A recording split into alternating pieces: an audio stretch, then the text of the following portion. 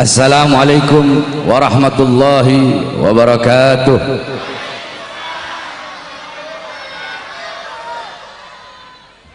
Alhamdulillahil ahad, wassalatu wassalam ala man fis sama ismuhu Ahmad wa fil ardi ismuhu Muhammad wa ala alihi wa sahbihi wa ba'd.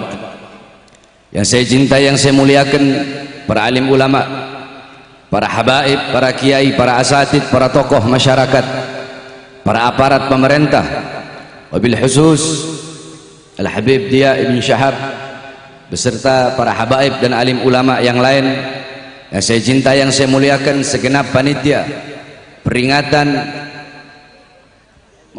Maulid Nabi besar Muhammad sallallahu alaihi wasallam beserta seluruh hadirin hadirat, bapak-bapak, ibu-ibu, khususnya para pemuda-pemudi umat baginda Nabi besar Muhammad yang selalu dimuliakan oleh Allah Subhanahu wa taala. Saudara-saudara, sebelumnya saya mohon maaf karena tidak bisa lama. Malam hari ini saya ada 5 tempat. Ini tempat yang pertama, masih ada beberapa tempat lagi, walaupun sedikit, insya Allah bermanfaat. Hadirin sekalian yang dimuliakan oleh Allah Subhanahu wa taala, kita duduk pada malam hari yang mulia ini dalam rangka Maulid Nabi besar Muhammad. Kita duduk di sini untuk memuliakan dan mengagungkan daripada hari kelahiran baginda Nabi besar Muhammad sallallahu alaihi wasallam. Dalam kitab Khawashi Syarwani ala Tuhfatil Muhtaj, yang dimana kitab tersebut adalah hasyiah daripada kitab Tuhfatul Muhtaj Al-Imam Ibnu Hajar Al-Haytami. Kitab Tuhfatul Muhtaj Al-Imam Ibnu Hajar Al-Haytami adalah syarah daripada kitab Minhaj Al-Imam An-Nawawi. Dalam kitab tersebut, dalam kitab Hasyiah Syarwani dijelaskan, qala muallif, inna afdhalal layali huwa lailatul maulidis syarif, thumma lailatul qadar, thumma lailatul jum'ah. Al-Imam Asy-Syarwani radhiyallahu an, beliau berkata dalam kitab Khawashi Syarwani, inna afdhalal layali, sesungguhnya malam yang paling utama, malam yang paling mulia, malam yang paling agung adalah malam kelahiran baginda Nabi besar Muhammad. Setelah malam kelahiran Nabi baru malam Lailatul Qadar. Setelah malam Lailatul Qadar baru malam Jumat. Pertanyaannya, kenapa malam Maulid lebih utama, lebih mulia dan lebih agung daripada Lailatul Qadar? Padahal Lailatul Qadar adalah malam turunnya para malaikat. Lailatul Qadar adalah malam yang lebih utama daripada 1000 bulan. Tapi kenapa malam Maulid lebih unggul, lebih utama dan lebih mulia daripada Lailatul Qadar? Al-Imam Al-Qastallani radhiyallahu an, beliau menjawab dalam kitab beliau bahwasanya malam Lailatul Qadar lebih utama, lebih mulia dan lebih agung serta lebih unggul daripada Lailatul Qadar karena 3 sebab, karena 3 perkara. Yang pertama, malam Lailatul Qadar adalah apa? Malam Lailatul Qadar adalah malam turunnya para malaikat, malam adanya malaikat di muka buminya Allah Subhanahu wa taala. Sedangkan malam Maulid, sedangkan malam kelahiran Nabi adalah malam adanya Nabi Muhammad di muka buminya Allah. Adanya Nabi Muhammad, adanya Rasulullah sudah tentu lebih utama, lebih mulia dan lebih agung daripada adanya para malaikat. Itu yang pertama.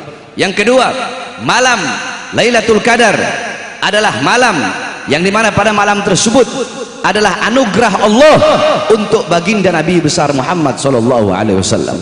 Sedangkan malam Maulid, malam kelahiran Nabi adalah malam sosoknya, malam lahirnya sosok yang diberikan anugerah tersebut, yaitu malam lahirnya Nabi Muhammad sallallahu alaihi wasallam. Berarti kalau bukan karena maulidnya Nabi, kalau bukan karena lahirnya Nabi, tidak akan pernah ada yang namanya Lailatul Qadar. Bahkan kalau bukan karena kelahiran Nabi, tidak akan ada hari-hari yang mulia dalam Islam. Tidak akan ada Idul Fitri, tidak akan ada Idul Adha, tidak akan ada Nuzulul Quran, tidak akan ada Fathul Makkah, tidak akan ada Ramadan, tidak akan ada iman, Islam, takwa, ilmu, amal, zuhud, ibadah, qanaah. Tidak akan ada itu semua kalau bukan diawali daripada hari kelahiran baginda Nabi besar Muhammad sallallahu alaihi wasallam. Oleh karenanya saudara-saudara, kita duduk pada malam hari yang mulia ini untuk memuliakan dan mengagungkan kelahiran Nabi. Kita duduk di sini bergembira dengan lahirnya baginda Nabi besar Muhammad sallallahu alaihi wasallam, bergembira dengan lahirnya Nabi yang suruh, yang memerintahkan bukan para ustadz, bukan para kiai, bukan para habaib, bukan para ulama, bukan para as-salafun as-salih, bukan para tabi'in tabi'in, bukan para tabi'in, bukan para sahabat, tetapi yang memerintahkan bergembira dengan lahirnya Nabi adalah Allah Subhanahu wa taala. Sebagaimana dalam Al-Qur'an Allah Subhanahu wa taala berfirman, "Qul bi fadlillah wa bi rahmati fabidzalika falyafrahu." Katakanlah dengan karunia Allah dan dengan rahmat Allah, maka dengan karunia dan rahmat tersebut falyafrahu, hendaklah mereka bergembira dengan adanya karunia dan rahmat Allah Subhanahu wa taala. Apa karunia Allah? Apa rahmat Allah? Dalam kitab-kitab tafsir dijelaskan oleh para mufassir, dijelaskan oleh para ulama-ulama ahli tafsir, sebagaimana dijelaskan dalam kitab tafsir Jami'ul Bayan Al-Imam Ibnu Jarir At-Tabari, dijelaskan juga dalam kitab tafsir Ma'alimut Tanzil Al-Imam Baghawi, tafsir Madarikut Tanzil Al-Imam An-Nasafi, tafsir Anwarut Tanzil Al-Imam Baydawi, tafsir Kabir Al-Imam Fakhruddin Ar-Razi, tafsir Ad-Durrul Manthur, tafsir Bil Ma'thur Al-Imam As-Suyuti, tafsir Jalalain Al-Imam Jalaluddin Al-Mahalli, dan diteruskan oleh Al-Imam Jalaluddin As-Suyuti bahwasanya rahmat Allah, karunia Allah adalah ilmu. Karunia Allah, ada yang berkata iman, ada yang berkata Islam, ada yang berkata Al-Quran. Rahmat Allah, ada yang berkata iman, ada yang berkata Islam. Akan tetapi dalam ayat yang lain Allah berfirman, wa ma arsalnaka illa rahmatan lil alamin. Tidak aku utus engkau wahai Muhammad kecuali engkau adalah rahmat bagi seluruh alam semesta. Rahmat Allah yang paling agung, rahmat Allah yang paling besar adalah baginda Nabi besar Muhammad. Nikmat Allah yang paling besar, nikmat Allah yang paling agung adalah baginda Nabi besar Muhammad. Jikalau kalian bertanya mungkin kepada seluruh para ulama, para ustadz, para kiai dari ujung barat sampai ujung timur, bahkan banyak di panggung-panggung dakwah, di panggung-panggung ceramah, banyak para khutbah, banyak para orang-orang yang suka ceramah, mereka selalu di awal ceramahnya mengatakan kita bersyukur kepada Allah atas nikmat yang paling besar, yaitu iman, yaitu Islam. Banyak para penceramah, para ustadz, para kiai yang berkata seperti itu.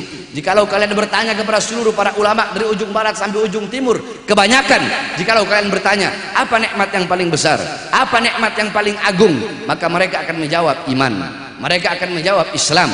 Tetapi jikalau kalian bertanya kepada Bahar bin Ali bin Smith, apa nikmat yang paling besar, apa nikmat yang paling agung, nikmat yang paling besar, nikmat yang paling agung adalah baginda Nabi besar Muhammad sallallahu alaihi wasallam. Bukankah iman itu ada karena Nabi Muhammad? Bukankah Islam itu ada karena baginda Nabi besar Muhammad sallallahu alaihi wasallam? Maka dengan adanya Nabi Muhammad sebagai rahmat Allah yang paling besar, falyafrahu, hendaklah mereka bergembira, hendaklah kita semua bergembira dengan adanya baginda Nabi besar Muhammad sallallahu alaihi wasallam. Sebagaimana yang dijelaskan oleh Imam Busiri di dalam qasidah burdahnya, Muhammadun syukruhu fardun alal umami.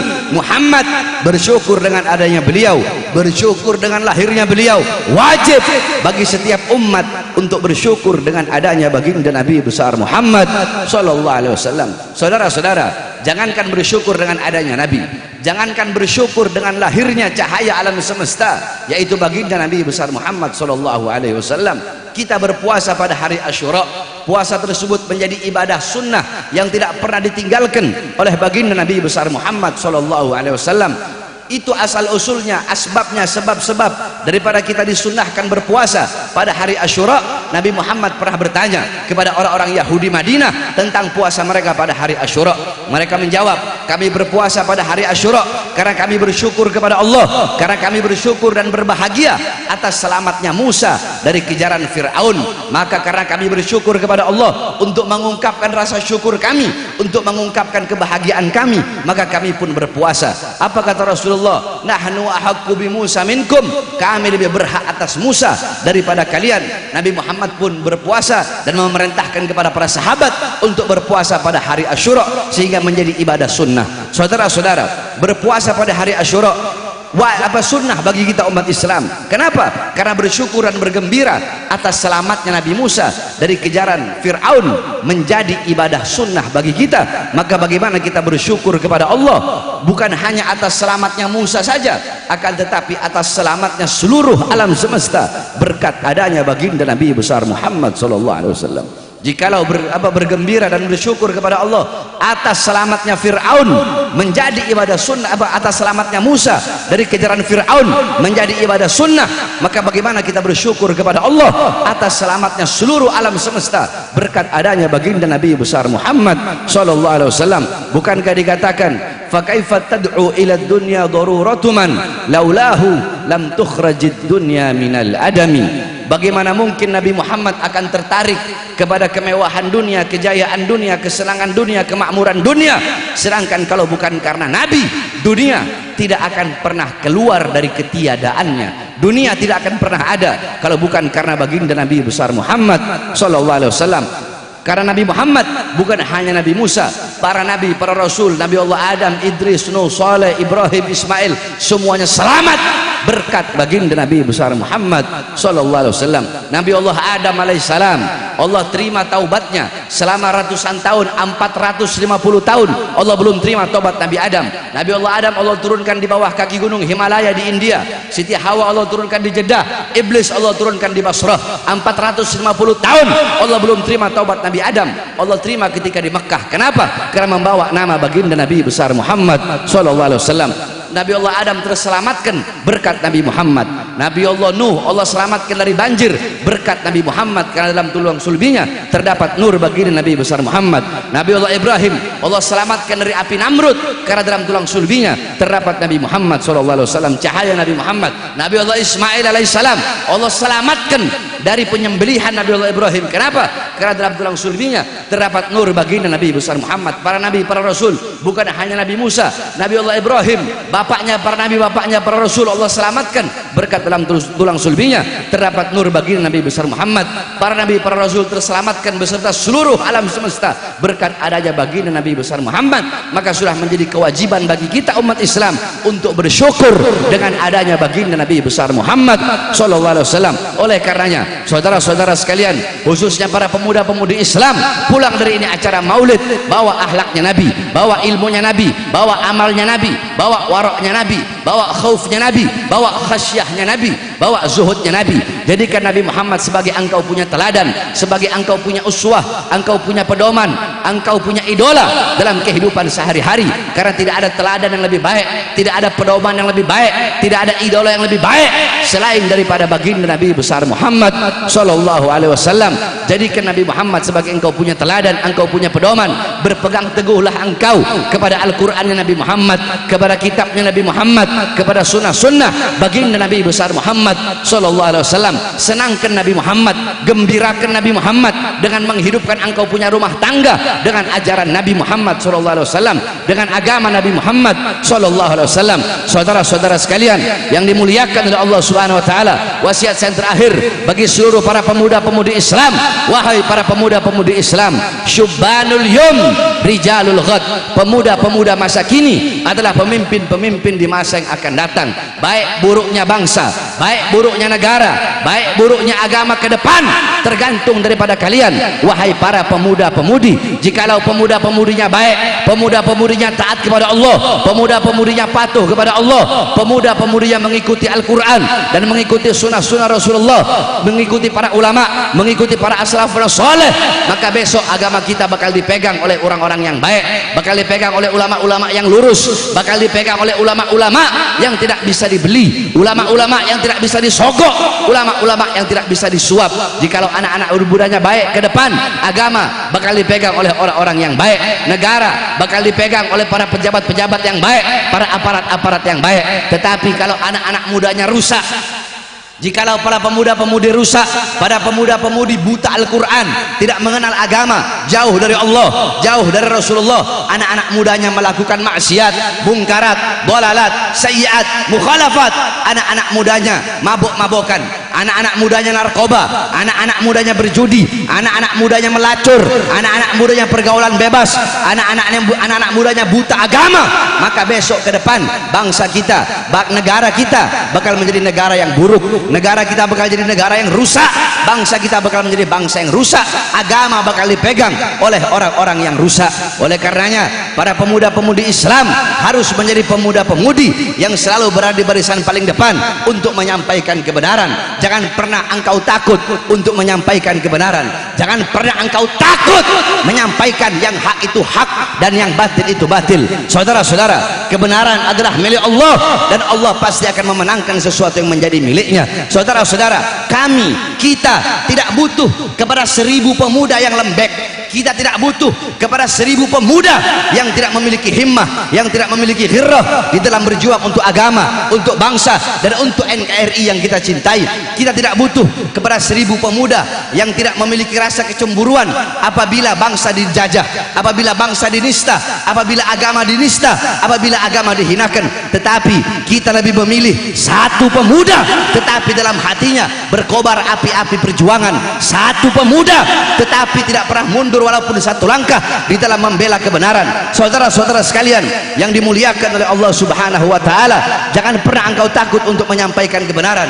Selalulah engkau membela engkau punya agama, membela engkau punya bangsa, membela engkau punya NKRI. Saudara-saudara, jangan beri ruang bagi para pengkhianat-pengkhianat bangsa untuk hidup nyaman di negara Indonesia yang kita cintai ini. Saudara-saudara sekalian yang dimuliakan oleh Allah Subhanahu wa taala, saya Bahar bin Ali bin Smith, berkali-kali saya masuk penjara, saudara-saudara. Kenapa saya masuk penjara? Apakah karena diri saya yang saya bela? Apakah yang saya bela anak istri saya? Apakah yang saya bela kelompok saya? Apakah yang saya bela saya punya murid-murid? Tidak, saudara-saudara sekalian yang dimuliakan oleh Allah Subhanahu wa taala. Pertama saya masuk penjara 2 tahun. Kemudian saya keluar. Ketika saya keluar, saudara-saudara, baru 2 hari saya keluar, saya ditahan. Kemudian dibawa ke Nusa Kambangan, saudara-saudara. Kedua tangan saya diborgol, perut saya diborgol, kaki saya diborgol. Borgol dari tangan nyambung ke perut, dari perut nyambung ke kaki. Baru 2 hari saya bebas. Kenapa saya ditahan? Kenapa saya dipenjara? Karena dalam ceramah saya ketika itu awal-awal pandemi, awal-awal corona, saya berkata, wahai para pejabat, wahai pemerintah, wahai presiden, coba engkau lihat, coba kalian lihat, rakyat kalian kurung dalam rumah, tidak kalian beri makan. Apakah kalian ingin menghidupkan rakyat atau mematikan rakyat? Wahai para pemerintah, coba kalian lihat, mal-mal milik asing kalian buka, tetapi warung-warung kecil milik pribumi kalian tutup. Saudara-saudara, saya tanya, siapa yang saya bela? Rakyat atau bukan? Jawab yang keras, rakyat atau bukan? Siapa yang saya bela? Siapa yang saya bela?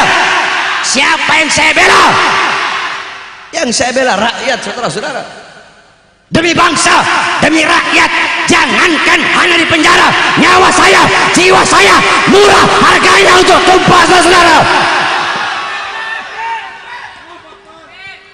Apakah cukup sampai di situ? Tidak, saudara-saudara. Saya bebas murni dari lapas Gunung Sindur. Belum sampai 1 bulan saya sudah ditahan lagi, saudara-saudara, di Polda Jabar. Kenapa? Karena dalam ceramah saya membahas syuhada KM 50, saudara-saudara, yang dibantai, KM 50 yang wafat, yang syahid karena menjaga imam besar kita Habib Muhammad Rizik bin Husain bin Syihab. Saya dituduhkan menyebarkan berita bohong, saudara-saudara, tetapi alhamdulillah di dalam persidangan saya buktikan bahwasanya kami bukanlah yang suka menyebarkan berita bohong. Tidaklah apa yang kami sampaikan kecuali itu adalah kebenaran, dan alhamdulillah terbukti dalam persidangan bahwasanya saya tidak sama sekali menyampaikan berita bohong, saudara-saudara. Hadirin sekalian, yang saya bela adalah para laskar-laskar, para syuhada yang wafat, yang meninggal dunia. Hadirin sekalian yang dimuliakan oleh Allah, 1 polisi wafat, 1 polisi meninggal dunia, dibunuh, dibantai dengan keji. Udah dibunuh, difitnah lagi. Sama siapa? Sama Sambo, saudara-saudara. Saya tanya, Sambo biadab apa tidak? Biadab apa tidak? Bejat apa tidak? Penjahat apa bukan? Bajingan apa bukan?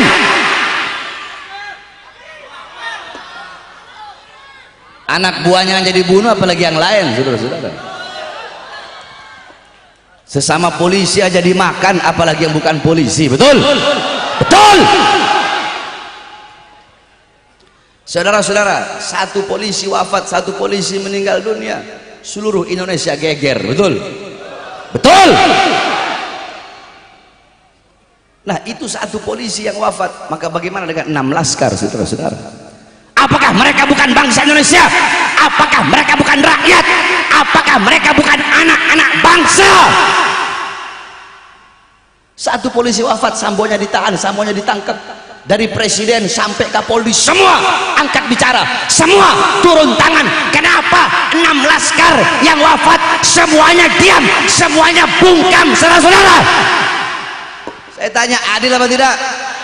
Adil apa tidak? Adil apa tidak? Ketidakadilan lawan apa biarkan? Lawan apa biarkan? Lawan apa biarkan?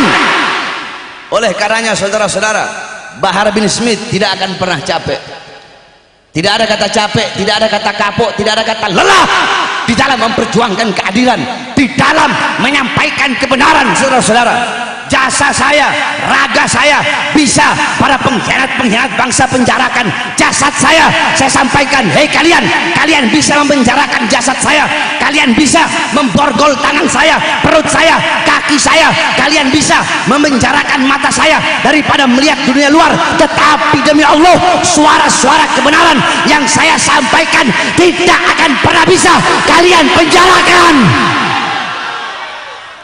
Oleh karena saya tanya semua masyarakat yang hadir di sini, semua yang hadir di sini siap berjuang, siap sampaikan kebenaran, siap perjuangkan keadilan, siap lawan kezaliman, siap lawan para pengkhianat-pengkhianat bangsa. Jangan pernah takut, saudara-saudara. Di sini ngomong siap, ntar ditahan polisi keok. Banyak orang-orang sekarang ini beraninya lagi banyak orang doang, lagi sendiri ampun-ampun. Oleh karenanya terakhir sebelum saya tutup, hadirin sekalian yang dimuliakan oleh Allah, besok tanggal 2 Desember ada acara akbar, yaitu reuni 212. Hadirin, 212 bukan hanya milik FPI, betul? 212 bukan hanya milik organisasi Islam tertentu, betul? 212 bukan hanya milik umat Islam saja, betul? 212 bukan hanya milik orang Islam, bukan hanya milik organisasi A, B, C, D, bukan. Tetapi 212 adalah milik seluruh bangsa. 212 adalah milik seluruh rakyat, betul? 212 adalah simbol daripada keadilan. 212 adalah simbol daripada melawan kezoliman dan kemungkaran, saudara-saudara. Oleh karenanya saya, Bahar bin Ali bin Smith, mengajak kepada seluruh masyarakat, seluruh rakyat Indonesia, khususnya umat Islam dan khususnya bagi jamaah yang hadir pada malam hari ini, untuk kita sama-sama datang dalam acara Istighothah Akbar pada tanggal 2 Desember. Tempatnya belum tahu di mana, nanti insya Allah bakal dikasih tahu. Kita semua sama-sama hadir istighothah, kita ketuk pintu langit memohon kepada Allah agar Allah berikan yang terbaik bagi bangsa kita, bagi negara yang kita cintai, yaitu negara Kesatuan Republik Indonesia. Saya tanya semua yang hadir di sini, siap putihkan Jakarta?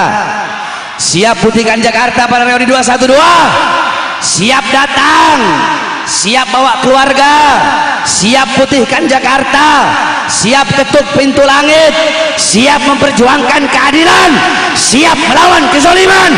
Allahu Akbar, Allahu Akbar, Allahu Akbar. Indonesia merdeka, merdeka, merdeka. NKRI harga mati, NKRI, NKRI, merah putih, merah putih, merah putih. Indonesia siap berjuang untuk bangsa, siap berjuang untuk negara, siap berjuang untuk Islam. Allahu Akbar, Allahu Akbar, Allahu Akbar. Walafu minkum, wassalamualaikum warahmatullahi wabarakatuh.